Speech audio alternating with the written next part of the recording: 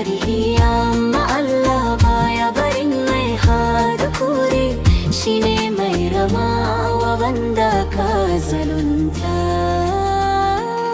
Bari ya daina kuka, Allah na tare da ke, ko da mijinki ya ci amanarki, darajarki tana nan gare ki.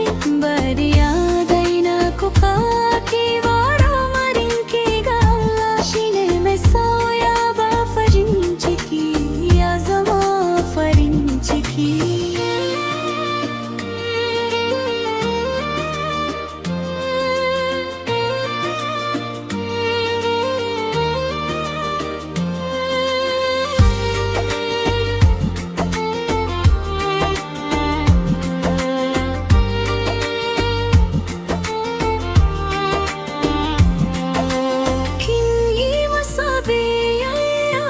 Kula da gidansa, kin raini kanki saboda farin cikinsa, sai ya kawo wata cikin gidanki, ya manta da alkawarin ranar aurenku.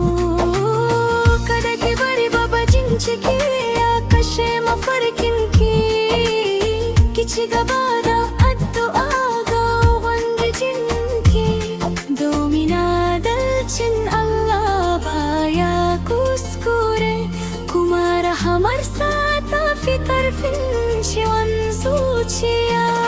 Bari ya daina kuka, ki baga kanki sama, duk wanda ya yi zalunci ranar hisabi ta nan. Bari ya daina kuka, ki kasance mai haturi, Allah zai bude miki kofofin rahama da kwanciyar hankali.